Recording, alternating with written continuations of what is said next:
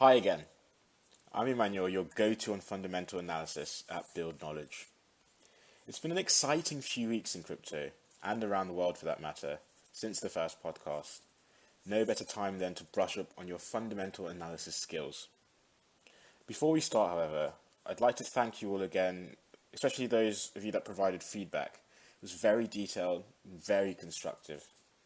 To address some of those points briefly, working on the background noise, so the distracting backing tracks can be removed from the main content, and trying to cover less in more detail, so it's much easier to digest. In this podcast, we'll focus on volume. I'll explain what volume refers to, what changes in volume mean, and how those changes can theoretically affect the price, with numerous examples to go alongside. And then, if that wasn't juicy enough, we'll look at how to visualize volume using TradingView, so the fancy chart stuff. Just like the last podcast, I'll be providing a handout for those of you who might find it easier to follow this stuff with something physical to hand, because we do get somewhat technical.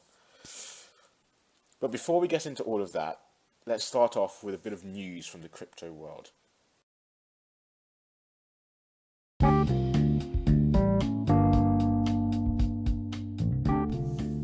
So Binance, the crypto world's largest exchange, has received approval for a new stablecoin, Binance USD, to rival Bitfinex's Tether. Personally, I'm loving the increasing amount of competition in this area, as the dominance of Tether for me needs to be challenged, especially given the fact that numerous audits continue to find discrepancies between what they say they have in reserve for Tether and what they actually have. And of course, a stablecoin needs to be stable. Binance has also announced that it is looking to launch Binance US before the end of September. That's very, very soon. The biggest crypto exchange in the world, offering service to the wealthiest economy in the world. It's a recipe for gains, huh? From outside the crypto world, the second largest private company in the world, Apple, has said it's taking an interest in crypto's long-term potential. Although not much, it does show that big money is taking a serious interest in the crypto world. Sticking with the wider world, the economic outlook for the future for the global economy continues to worsen amongst investors. The yield curve inversion is getting starker. US-China trade talks have escalated with the increase in tariffs, and the Brexit position is even more uncertain today than it was 2 weeks ago. Bitcoin, however, is still not a safe haven in my opinion, but all bets are on as to how the global economic situation will affect its price level going forward.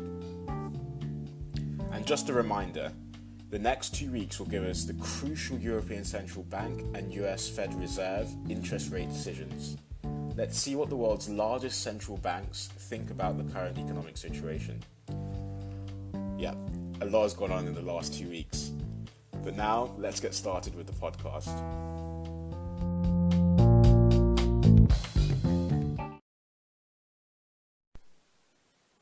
Okay, first, what is this volume I'm talking about? What am I referring to? Well, volume in this context refers to the quantity of an asset bought or sold, and in our case, it's that quantity in a given period of time. The idea is that when people are buying and selling an asset, they are actively participating in its market, acting on some decision or decisions about the market conditions that they have made. Therefore, the measure of this activity gives us an idea of the willingness of people to participate in a given market, and obviously take the risks associated with that. Now, assuming those people have taken the price level of the asset being traded into account, and that's a valid assumption, otherwise why would they participate? We can infer certain things from volume. The higher the volume, the higher the willingness to trade, given that price level and other market conditions. The current trend of the price in the market, therefore, must be stronger as volume increases, because all of the market conditions have been taken into account and said trend has resulted. I'll repeat, The higher the volume, the higher the willingness to trade. Therefore, the trend must be stronger as volume increases because the conditions of the market, the price, etc., have been taken into account, and that trend is the result of that. This also works in the other direction. The lower the volume, the lower the willingness to trade, the weaker the trend. But what does this mean practically? What does this mean for investing? Well, a strong trend is likely to continue. A weak trend is likely to stagnate or even reverse. However, there are other factors to reversals too, and I'm not suggesting this is the strongest or most accurate one, but it is a good indication of when a trend is coming to an end. Now, it's important not to confuse the direction of the trend with the magnitude of volume. A positive trend, i.e. price level rising, is strong when volume is strong and weak when volume is weak, but it's still a positive trend. It's just potentially coming to an end. And the same is true with a negative trend, i.e. the price level decreasing. A negative trend is strong when volume is strong and weak when volume is weak, but it's still a negative trend. To really understand this, let me give you an example of Bitcoin. Bitcoin's volume was large and increasing day by day as its price ascended from $4,000 to $20,000. That suggests the ascent was strong. But as it neared $20,000, though volume still rose, it didn't rise by as much day by day. The volume was weakening, the trend was weakening, and we all know what happened next. So how do you visualize this stuff? There are 4 different ways that I use showing volume in a different way. These are the volume histogram, the unbalanced volume indicator, or OBV for short, the volume by price indicator, and the accumulation distribution line. However, in this podcast, as it's an introduction to fundamental analysis, I will only cover the first 2, so the unbalanced volume and the histogram, in detail, as they are the easiest to understand and sufficiently useful anyway. Let's look first at the histogram. The volume histogram shows the volume of an asset exchanged in a given period of time, and crucially, whether the price, given that volume, closed higher or lower than the opening price, the price at which the asset entered into that time period with. It's represented as a series of bars, each representing themselves a time period. If, as explained, the price level is in that time closes higher than the open, the bar turns green. Lower, the bar turns red. Although these colors can be adjusted, some people use black and white, etc., etc. So it's not strictly green and red, but they're the defaults. Now let's look at an example. Okay, so here is my chart.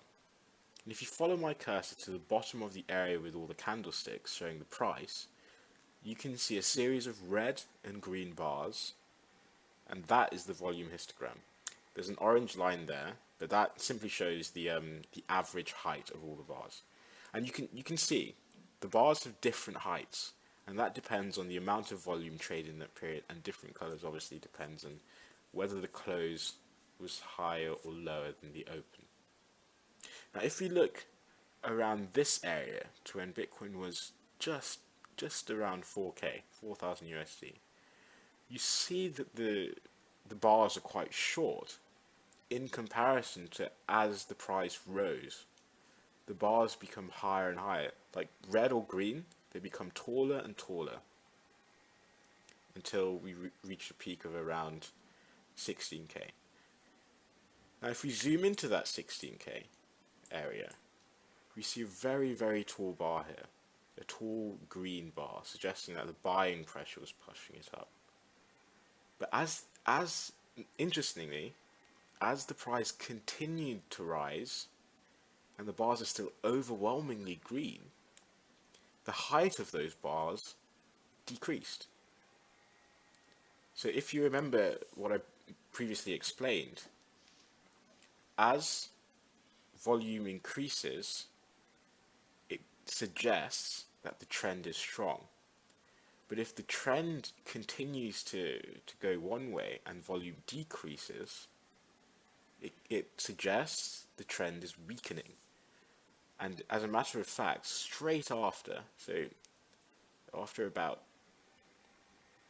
8 or 9 days, the trend did indeed reverse.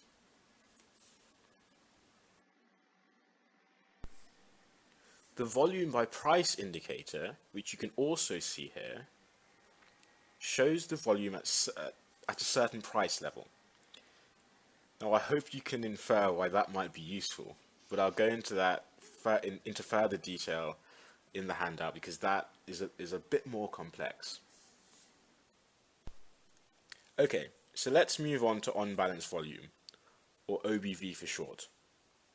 The OBV indicator is a cumulative indicator that describes volume changes over time in relation to whether an asset's price closed higher or lower than the open. It is primarily used as a momentum indicator, i.e. to indicate the strength behind a trend, as explained before. The easiest way to explain how it works is to look at how it's calculated. Note, for this we assume the time period is 1 day. OBV first takes a reading of today's volume and yesterday's volume. It then observes whether or not today's closing price or current price, they're indistinguishable in the present, is higher or lower than yesterday's closing price. If it's lower, today's volume is taken away from yesterday's volume. If it's higher, today's volume is added to yesterday's volume. A nominal value is then provided. Using this method, the OBV indicator provides a running total, a cumulative expression of an asset's volume. The logic is that if the OBV value is continually increasing, more and more exchanges are happening that are pushing today's price higher than yesterday's price. There is positive momentum and the trend will likely continue as it is. If the OBV value is decreasing, on the other hand, the opposite is true. More and more exchanges are happening that are pushing today's price lower than yesterday's price. There's a negative momentum, and the trend is becoming weaker. Note again that momentum refers to the strength of a trend in a particular direction, not solely its direction. Let's then take a look at a chart to see it working in action. So if you look at my chart and follow my cursor, just under the volume histogram, I have the OBV indicator. And if we take a look at the same period between when Bitcoin was at 4K and rose to 20K, you can see that the OBV line, that's how it's visualized, mirrors that price trend. The other line underneath is called the accumulation distribution line. And as its name suggests, it shows whether or not an asset is being accumulated, so bought, or distributed, sold. Again, this is a complicated indicator. I don't use it that much, to be honest. So I'll go into more detail in the handout.